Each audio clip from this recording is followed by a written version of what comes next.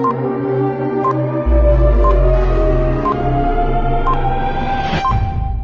afternoon, ladies and gentlemen of the Davao media, and good afternoon also to the Malacanang Press Corps who are watching on PTV4 And Radyo Pilipinas. and Radyo ng Pilipinas. Let me begin with good news. First good news is we welcome Pew Research Center's latest survey where the Philippines top the list of Asian countries with upbeat and positive people. 53% of Filipinos describe their day as good. We view this as an affirmation of the bright and resilient outlook our people have displayed even in difficult circumstances. The sense of optimism for a better Philippines is very palpable as we start the new year. We must therefore continue the strong start we have made to sustain our economic momentum, make our communities safe and secure, and bring governance closer to the people.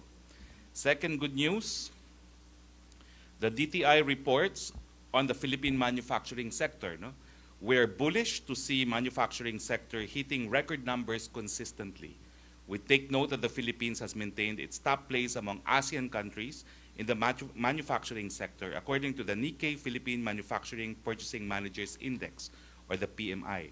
This is a good indication of increasing overall production capacity if we are to restructure our economy and elevate our country from a net importing to a net exporter country. It is noteworthy to mention that manufacturing is a key driver for growth and reliable source of jobs for our people. Manufacturing grew by 8.3% during the first 3 quarters of 2017 and employed 3.4 million workers as of October 2017. To sustain this, we are therefore committed to create an environment conducive for high skill, high value, high impact, and manufacturing operations. The President has tasked me to announce that he has terminated the services of Mr. Marcial QC Amaro, Administrator of Marina. On December 22, the Office of the President received a complaint purportedly coming from employees of the Marina complaining that Administrator Amaro has had 11 foreign trips in 2017 alone. The President ordered an investigation. The Department of Transportation furnished the Office of the President with a list of travel of Mr. Amaro. It turns out that the complaint of the employees is wrong because while the employees said that Mr. Amaro made 11 trips in 2017 alone, the DOTR reported that Mr. Amaro in fact made 18 official travel in 2017. In 2016, he had 6 or a total of 24 travels. The President has decided, therefore, to terminate his services. We underscore the fact that previously, Chair Terry Ridon was also terminated because of 7 foreign travel. And if 7 foreign travel was deemed excessive by the President, 24 travels definitely is excessive by the President's standard. Let this be a reminder to all public officials that the President is serious in his mandate, that they should live modest lives, that they should be true to their calling, and that they should avoid unnecessary trips. I'd like to highlight that all of the trips except for one are official, but the point of the President is we have to be selective in the trips that we will undertake, and that definitely 24 travels is excessive. Of the 24 travels, only about 3 were sponsored trips. All the other trips were paid for by the Philippine government, and in almost all the trips, he received honorarium and other sums for his trips abroad. Questions? Okay, from Edith Regalado, Philippine Star. Rob? Mike, please. Good afternoon, sir. I just would like to know of all those trips. You said 3 were financed by the organizers who invited him. Now the others were paid by government in he collected honorarium. The plane fares were paid for by Philippine governments, and he collected honorariums.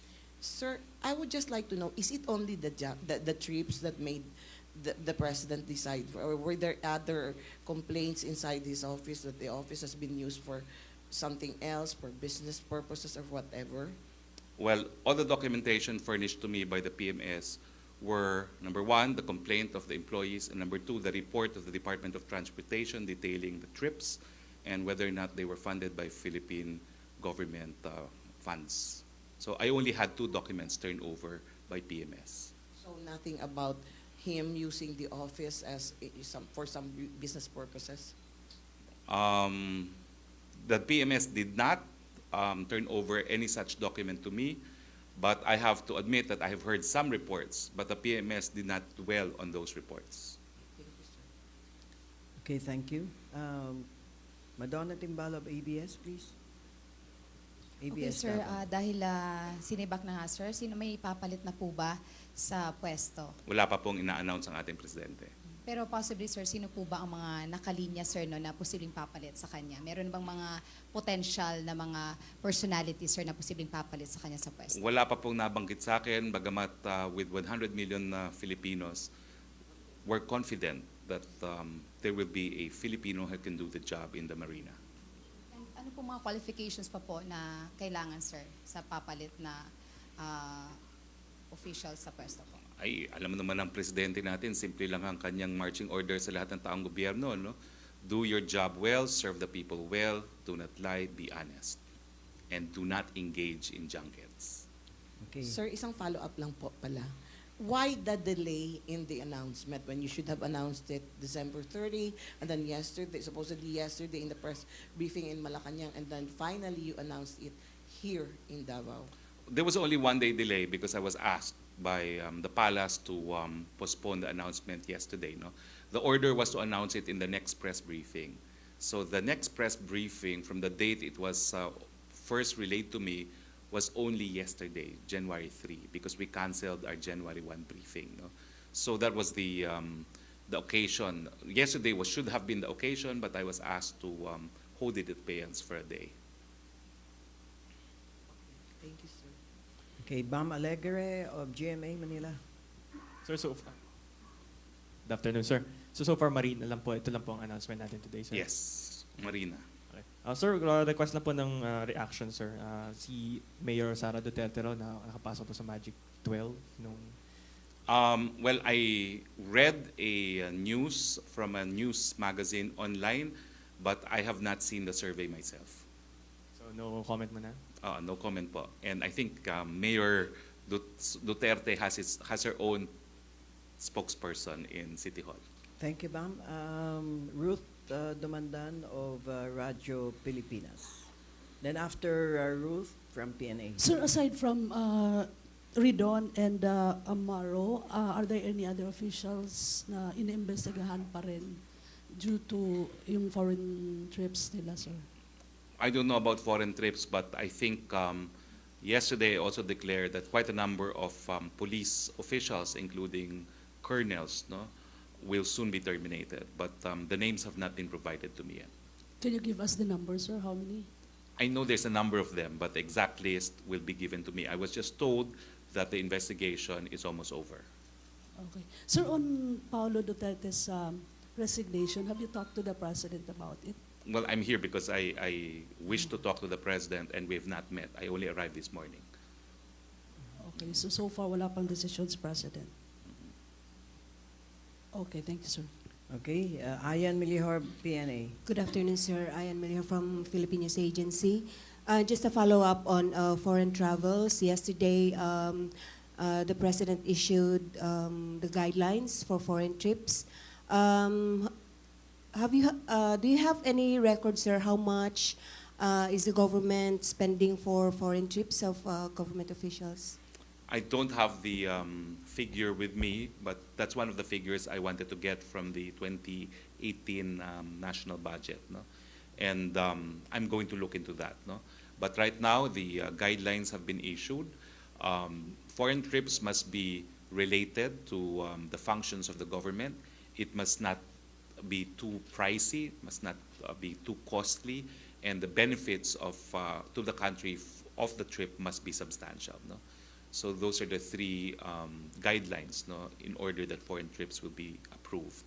All government employees need to get approval for any foreign travel, be it official or personal.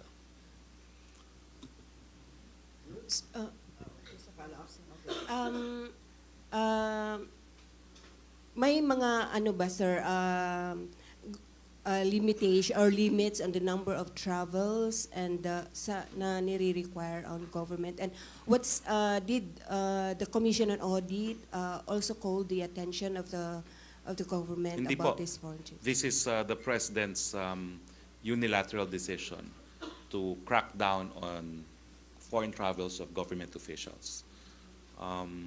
He believes that government officials should concentrate on their jobs here in the Philippines. The travel should be only for officials from the Department of Foreign Affairs, and that any foreign travel must conform with the guidelines related to the agency's mandate, must not be too costly, and must have significant benefits to the country. Sir, yung problema sa PCSO with Alexander Balutan and Sandra Cam, ano yung message ni President Duterte dito, sir? Wala pa po, no? Wala pa pong nasasabi sa akin si Presidente, and I'm here because I will confer with the President.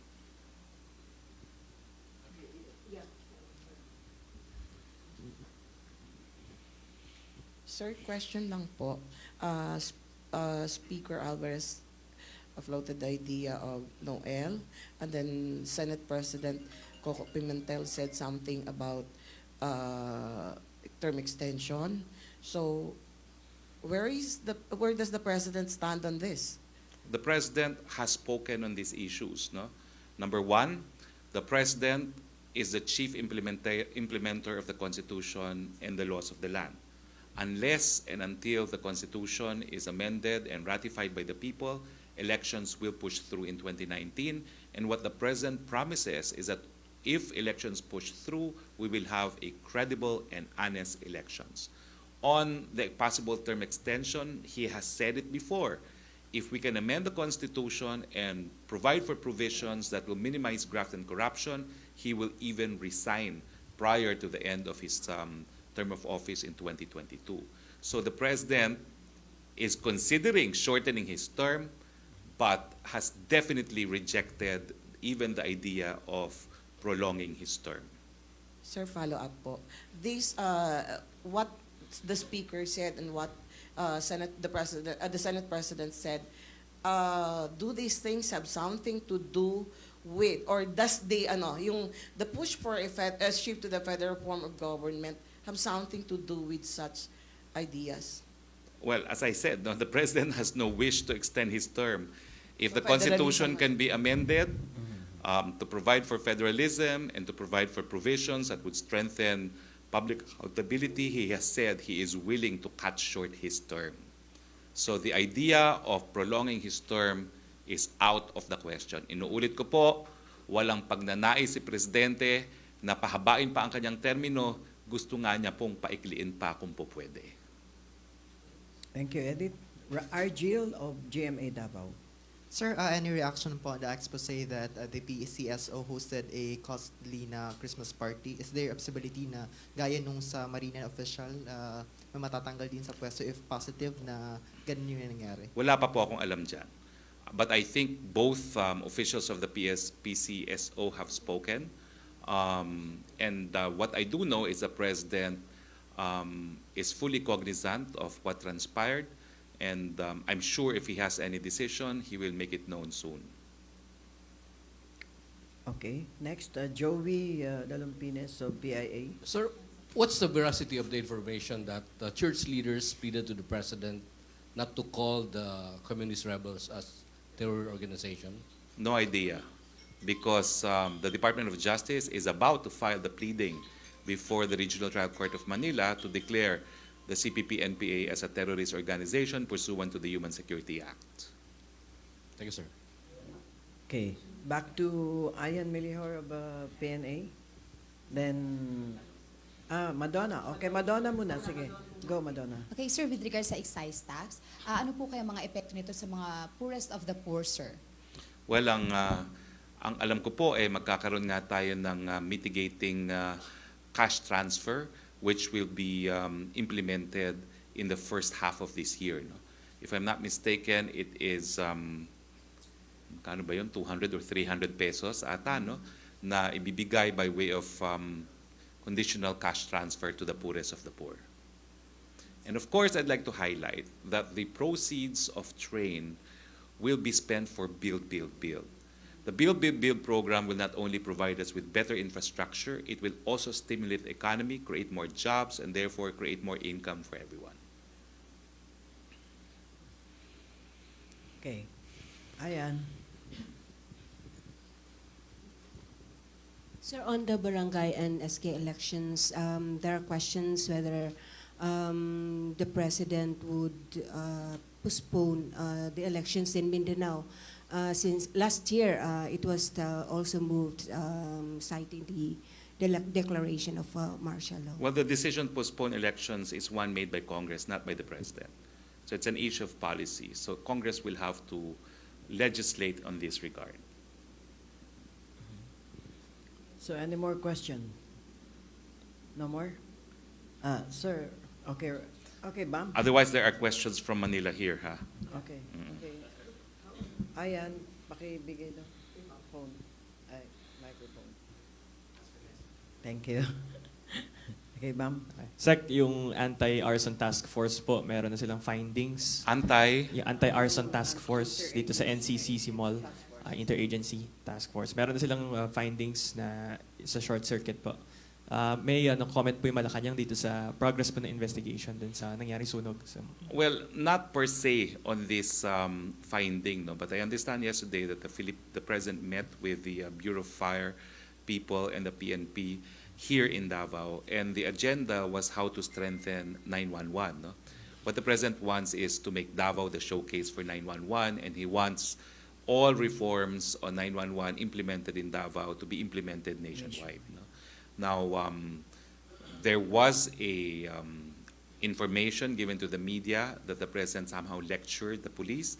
He did not lecture them on anything outside of issues affecting the police force, such as, how to serve warrants, instances of warrantless arrests. So it's basically constitutional law 1 for police officers. No? And of course, the President, having been a former fiscal, knows the relevant rules, provisions of the rules on criminal procedure and on the Constitution that governs the topic of arrests and seizures.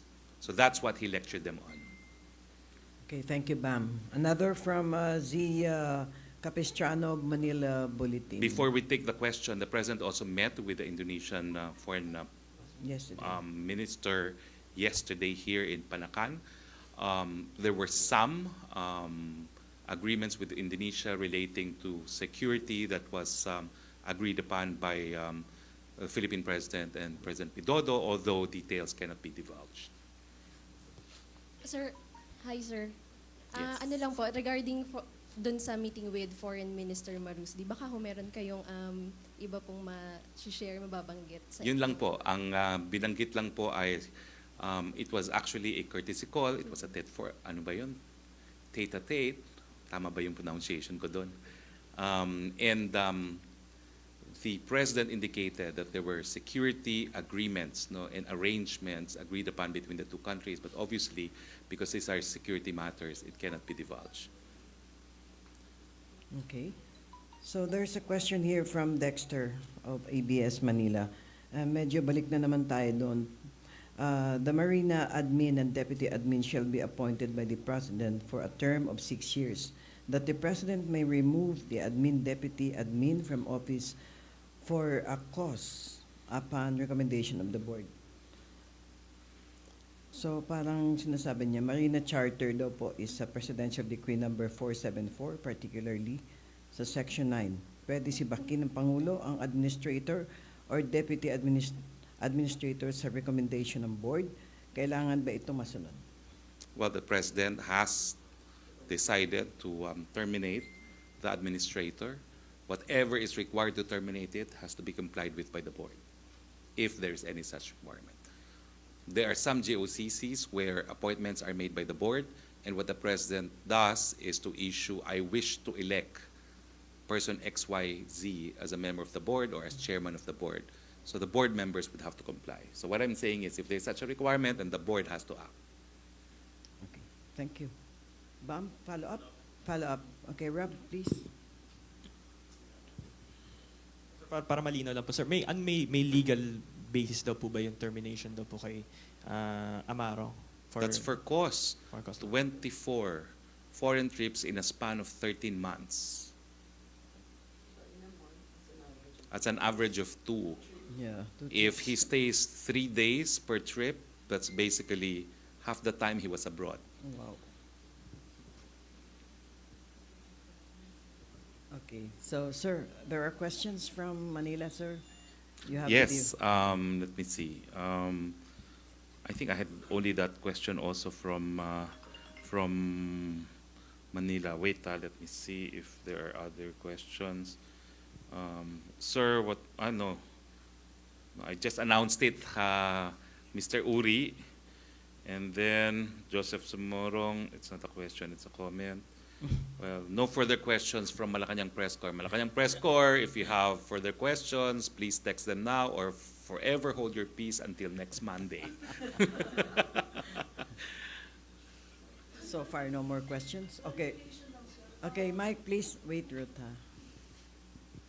The President promised to give assistance sa mall fire victims. I just want to clarify if this is yung financial assistance na ibibigay ng DOLE, kung ito na yon. That was approved yesterday by Secretary Bello, sir. I do not know if that's exclusively the sum, but I do not know if there will be other assistance. No? But what I do know is that the President is able to give from his own funds, no, outside of funds coming from other departments.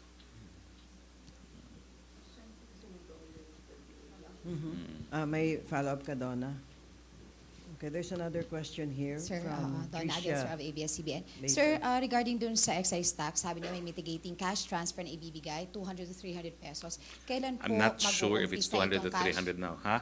Yes, sir. Yun yung na-mention niyo kanina. Yeah, I have the exact number because Alright. I responded to that yesterday only, no. But kailan po kaya possible mag-uumpisa itong cash transfer, sir, para sa poorest of the poor, sir, na ibibigay? Alam mo, sandali lang ha, kasi that's one Okay, of the things I mentioned in yesterday's briefing. Naku, senior moment, hindi ko maalala na. But what I do know is that there will be implementing rules to be finalized, and if I'm not mistaken, it's within the year of 2018. First quarter, second quarter, third quarter? If I'm not mistaken, it is from January to July All right. of this year.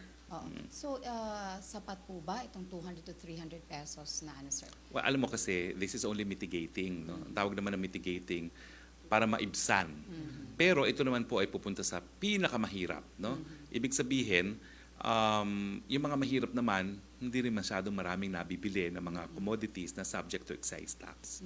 So kahit paano, makakatulong talaga itong mitigating conditional cash transfer Ano yung sa mga kanila. parameters, sir, para hindi rin mapupunta talaga doon sa mga mahihirap, sir, na itong mga Yes, cash transfer yes, na ito, hindi because- matitake advantage ng Yes, mga because ano, we already have list of beneficiaries on the conditional cash transfer. It will be the same population that will benefit from this cash mitigation, which is a provision of the Tax Reform Act, the Alright. train. Thank you, sir. Okay, there's a question here from Raymond Tinaza of Bombo, the president of MPC. Sabi po ni Senator Soto, ang dami pinakalat na oposisyon na maling info kaugnay sa train law. And he urges government officials to counter this by explaining to the public the details of the law. Will the government conduct massive info drive to explain the new tax law para maiwasan ang misunderstanding at pag-abuso ng mga negosyante gamit ang batas? Opo, in fact, kahapon po, no, halos lahat ng ahensya ng gobyerno nagsasabi na hindi dapat na tumaas kaagad ang presyo ng mga bilihin, no, dahil ang excise tax naman po ay pinapataw hindi dun sa old inventory, kundi sa mga bagong inventory. No? So walang dahilan para tumaas ang presyo on day one of the effectivity of the law. No?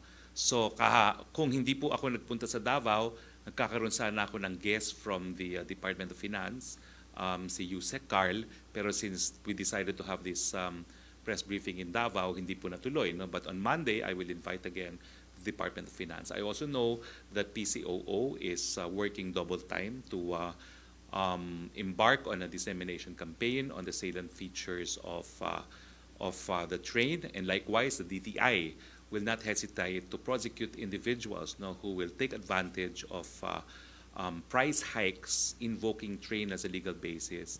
I stress that the excise tax will be imposed on new inventory and not on existing inventory. So kailangan maubos muna yung current inventory bago sila magtaas by virtue of the train. Thank you. Okay, from Tricia Macas of GMA News Online. But if the draft chapter or charter provides for the president staying on in a transitory capacity, what will he do? Would he tell his allies in Congress not to involve him in any transition government? Well, malinaw po sinabi ni Presidente, kung mapapaaga ang charter change para magkaroon ng probisyon na mapapainting natin yung laban natin laban sa korupsyon, miski maaga niyang tapusin ang termino niya. Pero wala po siyang sinabi na siya ay nagnanais na palawakin pa o patagalin pa ang kanyang termino. Malinaw na malinaw po si Presidente dyan. And I think even the Senate President said that the President would have to consent. No? And given the emphatic statement of the President that he does not wish to stay 1 minute longer than his term, I do not think it is something that he finds attractive. Okay. Sir, isang question na lang po. You made mention about police officials as high as colonels who are in the list who are supposed to be in. And you said something about investigation going on. Do we have a time na kung kailan yan? Well, sinabi na Within po the sa akin yan. Sinabi na po sa akin yan December 10 na malapit na. No? And before December 10, there was also information given to me already that I could tell the public in advance that they are going to terminate Is it quite a 60 number. or 90? Hindi ko po alam talaga kung ano yung numbers. No? Pero again, inulit po sa akin na halos tapos ng investigasyon. So maybe this month. This month? Maybe this The month. announcement for those who will be It's kicked likely out. that it will Okay. come out this month. Thank you, sir. Last two questions from... So lahat naman po ito, inuulit-ulit ko dahil kinakailangan parating ang mensahe sa mga taong gobyerno. Nandito po tayo para manilbihan. Kung nais po natin magpayaman, kung nais natin magbiyahe, sa pribadong sektor na po tayo. Sir, from Rudolph, PIA. Does the regulation on travel also extend to rank and file, not just to officials? Of course, it applies to everyone. Alam mo, kaya importante rin na kailangan ma-approve miski personal trips. Meron naman kasing Unexplained Wealth Act. No? Kung biyahe ka ng biyahe na personal nga, walang gastos ng gobyerno, saan mo naman kinukuha yung pangbiyahe mo kung madalas na madalas yan? Okay. Okay, last Sir, question. last question tayo along that line about Yes, ma'am. biyahe-biyahe. Could you confirm or does the president check on the passports of government officials? I don't think he physically does. But there is now a provision in the memorandum issued yesterday that heads of office must furnish the Office of the Executive Secretary with a list of officials who have traveled on a regular basis. So no need to check on the passports or anything. So the head of office should furnish. Yes, Yeah. there is now a report required of heads of offices on who have been given travel permits. No cover-ups. No cover-ups. Okay. May Yes. pahabol ka, Ruth? Use the mic, please. Yes, sir. Any update lang sa Marawi rehabilitation, sir? Well, we were in Marawi. Unfortunately, weather prevented the president's chopper from landing in Marawi. The good news was on the 23rd, we delivered 800 temporary shelters. The first 800 temporary shelters intended for the Bakwits. 300 of which were built and funded by PAGCOR and 500 by the National Housing Authority. That's the first batch. I know that there will be another 200 minimum in the next month, and a further 171 next month. So next month there could be a minimum of additional 371. Of course, the total target is to build 6,700 housing units for Bakwits. So I'm happy to note that barely 2 months after Marawi was liberated, we had turned over 800 housing units, which roughly amounts to 12-13% of our target. Anong timeline sa completion, sir? Well, napakabilis po eh. Nagulat ako na napakabilis kasi ang ginagamit naman po nila mga imported technology na parang prefab houses, no? Kaya mabilis po, no? So I think kung matuloy po yung 300, we would have 1,100 done within 3 months after liberation of Marawi. So I could see that it is not impossible that in 1 year's time we could achieve the target, no, sa bilis po ng pagtatayo nitong mga temporary shelters. Now we call them temporary shelters, but nung nakita ko po sila, permanent shelters po yun. In fact, may mga ilang bahay po na 5 years ang binibigay na termino para dun sa mga titira, no? Pero ang sabi nga ng mga housing agents, sino pang titira dyan after 5 years? Kasi lahat naman sila mabibigyan ng temporary shelter, no? So, mabilis po ang proseso, mabilis po ang pagbangon ng Marawi, and that's because the President promised to rebuild Marawi in the soonest time possible. May pahabol dito si Dexter of DZMM. Ano ang aktibidad ng Pangulo sa Martes translasyon ng Black Nazarene and another? Ang pagsibak ba kay Marina admin ay dahil sa mga travel abroad o may iba pang dahilan? Ang alam ko lang po, 2 pong dokumento binigay sa akin ng PMS, yung letter ng complaint at yung report ng DOTR dun sa kanyang mga travels. Okay, so no more questions? No more? So Okay. we'd like to ask our Secretary for his final statement. Sir? Well, yun lang po.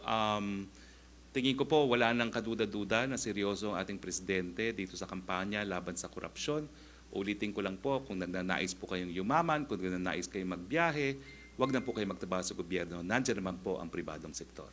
Maraming salamat po at good afternoon to all of you. Maraming salamat po, Secretary, and back to PTV and Radio Pilipinas. Thank you, guys.